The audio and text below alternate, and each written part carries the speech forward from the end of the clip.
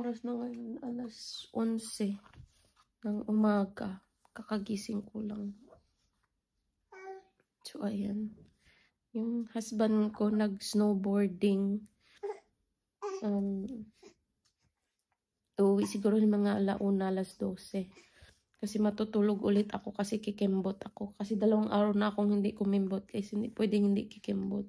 So, kahit may sakit tayo, kikimbot pa din tayo para may makain. Say hi to everyone, Daisy. Okay. Huh? Okay? No, you said good morning. You said okay. So, you said good morning. Good evening.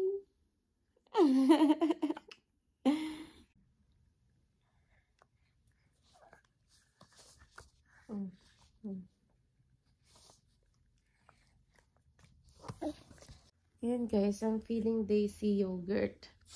Kalahati lang yung ubos niya kasi nagdidi naman to sa bed bago kami bumangon. So, okay lang. Tapos ako, wala akong ganang kumain. Hindi ko alam. Kahapon din, buong araw ako walang kinain. Kumain na lang ako ng garlic bread nung gabi na. Yung kikimbot na sana ako. Tapos bigla na akong sumuka. So, parang nag-message na lang ako na hindi na lang ako kikimbot kasi hindi talaga pwede. Sumuka ako. Hindi ako buntis ha. Kasi meron din ako. Yun yung pinaka na combo. Yung may sakit ka tapos meron ka din. Very talaga. So ako na lang uubos ng yogurt ni Daisy kasi sayang. So since wala akong ganang kumain guys. Kahit uminom ng kape. Parang hindi ko type. Ang gagawin ko na lang, inom na lang ako ng tea. Itong Super Herbal Immune Tea with high in zinc from Tatlina brand. Ito usually yung iniinom namin ni husband ko pag masama ang pakiramdam. Hindi kami nauubusan ng ganito sa bahay. Itong immune tea na to. Lagi kami may stock kasi hindi mo alam kung kailan ka magkakasakit or what. Madami din kami ditong tea na pang ito organic traditional tea. Throat coat. So ito naman pag may pag may sore throat or upper respiratory infection symptoms, mga ganun. Dami pa dito. Lemon ginger tea. Maganda dito pag may trangkaso ka. Aking baby Daisy, high energy pa din. Oh. Hi baby! Yes! Yeah!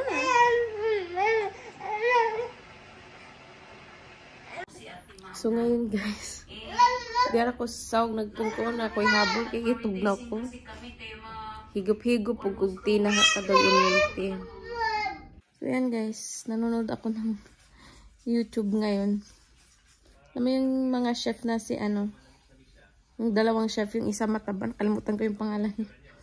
Anyways, nanonood ako niyan habang pinapadede ko si Daisy. Tapos ito na, nakatulog na pero hindi pa siya fully asleep. Kasi pag tinatanggal ko yung dede, nagigising siya. Nag-alboroto. So, ayan. Anong oras ba ngayon dito? Ano pa lang? Mag-alauna pa lang nagising kami ng 11. Matutulog ulit siya. Pagod siguro. May sakit din may sipon. Tapos ako, may sipon din. Pauwi na yung husband ko galing snowboarding. Hopefully nag-video siya. May mga clip siya para maipakita ko sa inyo yung snowboarding niya. Sorry guys, lagi ako ng ganyan-ganyan ng nguso ko kasi nga yung sipon ko tumutulo.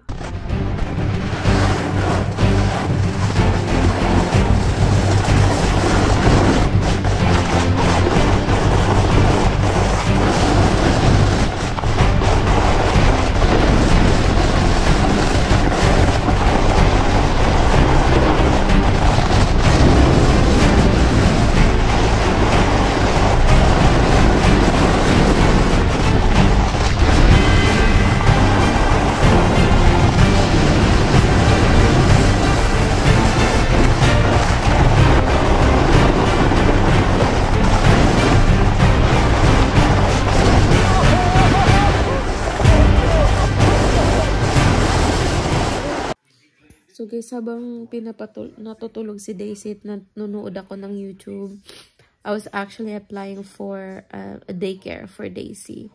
Kasi matatapos na yung maternity leave ko. Less than 4 months na lang.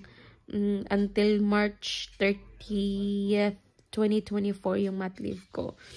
So, ang maganda lang dito sa Canada, guys, may monthly kang matatanggap sa government. So, naka-EI ako, insurance employment, maternity insurance employment. So, bi-weekly may matatanggap ako sa government. Yung matatanggap mo, depende na yun sa income mo for the past year.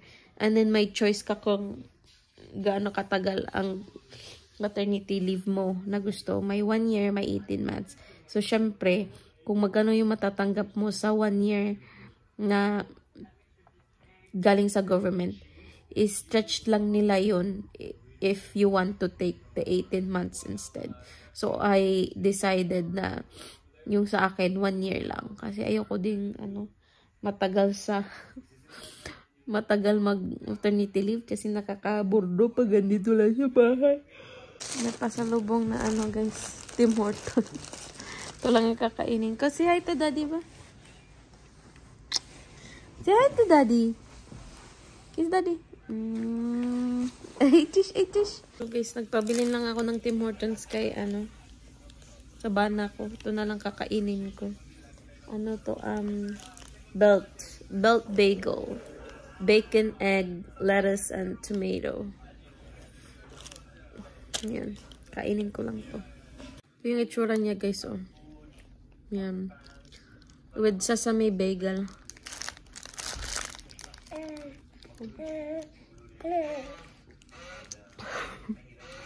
Wala akong ganang kumain, pero kailangan kong kumain. Pero,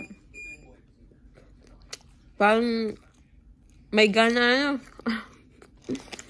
parang kung kumain guys, kundi manghihina tayo. Tapos si Daisy may croissant siya. Binilan siya ng daddy niya ng croissant. Yun guys, kinakain na Daisy yung croissant niya.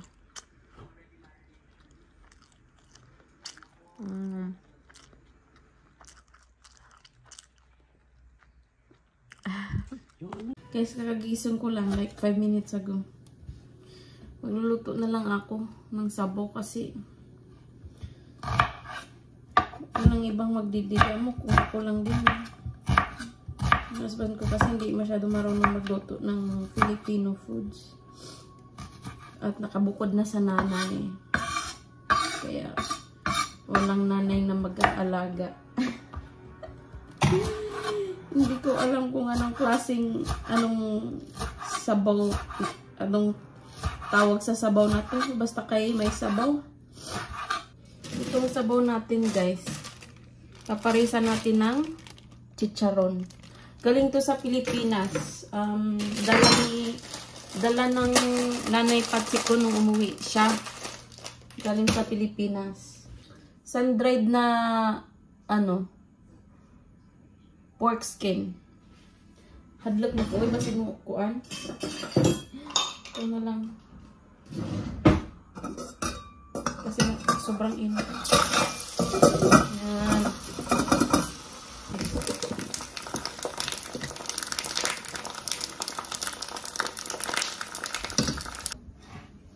Sabay ko na yung sibuyas at bawang.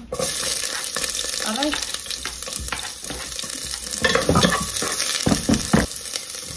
Tapos ilagay ko yung matigas na part ng ating green onion. After mag-isa to guys, lalagay ko ng ating kalabasa.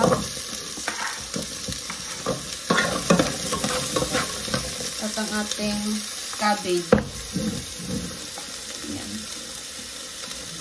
Tapos gigisahin lang natin ito kaunti. Madali lang itong maluto kasi itong kalabasa. Madali lang din maluto. Ayoko kasi yung durog na kalabasa na wala ka nang nakakain. Yung laging sabaw na yung kalabasa natin. Kaya gusto ko yung medyo ano-ano pa na kalabasa. After mag-isa nitong ating kalabasa at cabbage guys, lagyan natin ng tubig. Para may sabaw. May sabaw niya. Itong noodles na parang ganito yung luto niya. Masarap siya, guys. So, mamaya na yung noodles ang iuna ko. Itong pakete na to. May seasonings na. Lagyan natin siya ng black pepper. Tapos, beef powder. Since yung Mr. Noodles natin na instant is beef ang flavor niya. Is counting salt lang. Ayan. Okay, paghaluin lang natin to. And then we're just gonna let it boil. Ilalagay na natin tong noodles natin. Isang pakete lang kasi wala, ito na lang natira eh. Kayo ba guys? Nakakaluto ba kayo ng putahe? Kung ano lang yung meron sa laman ng fridge nyo? Kasi may taong marunong magluto kung ano lang yung laman ng fridge. At may tao ding ayaw magluto kung hindi kumpleto ang recado nila. Ako guys, ako yung taong kung ano yung meron sa fridge, yun yung niluluto ko. Iniisip ko na lang na, oh, okay, babagay ito sa ganito, yung kalabasa babagay sa ganyan. Yan. Guys, madali lang to maluto yung instant noodles natin. So, ilalagay ko na yung ating green onion. Let's pray. Let's pray. Okay, ready? Let's pray, baby. It's okay. Okay. Dear Jesus, thank you for this day. Thank you so much to eat. Please bless us food to nourish our body. Amen. Ayan. Yung food ni Daisy, guys, squash. Kaya na ba?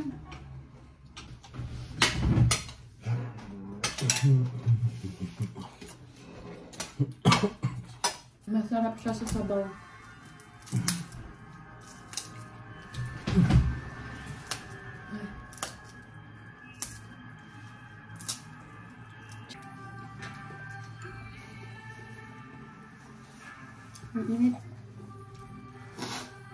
Siya natin baby Daisy. Nagulat siya kasi kumakain ako ng grapes. Well, siya ba't ang dami sa iyo? Yung sa akin wala na. Daisy? You know? Very curious this baby. Gusto pa niyang humingi sa akin. Ano? Tingin siya ng tingin. Mama.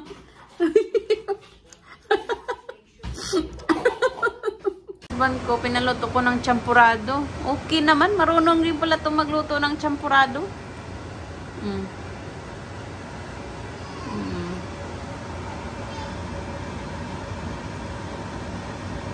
Ngayon guys, kakain na naman tayo ng champurado.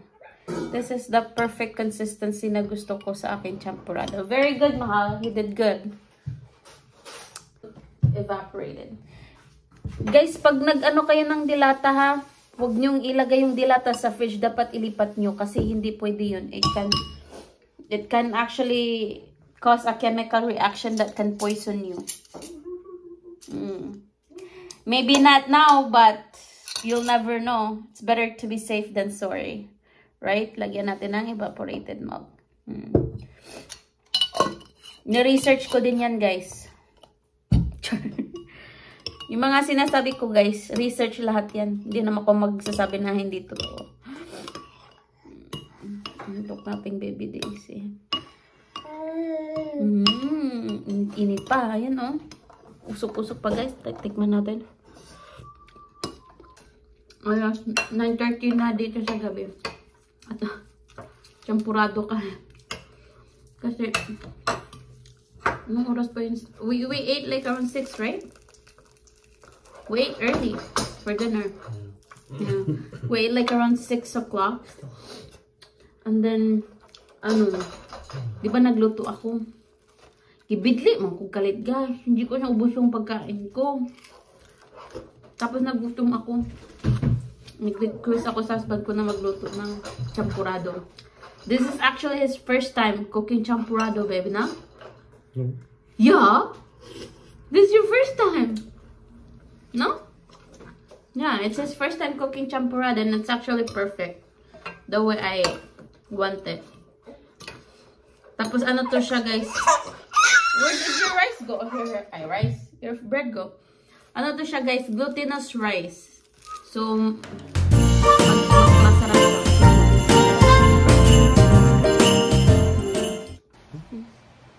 Did you poo-poo, Daisy? Did you poo-poo? What is that? What is that coconut? Ay, shish. Yeah, guys, nagtubod. Ari. Nagtubod paghihapon ang ilong ni Daisy. Nagano pa din yung ilong ni Daisy, oh. Ang tawag nito? Parang gripo na lustred. Ayan, guys. I know I'm not, baka mabash ako nito. Ba't ka naligo?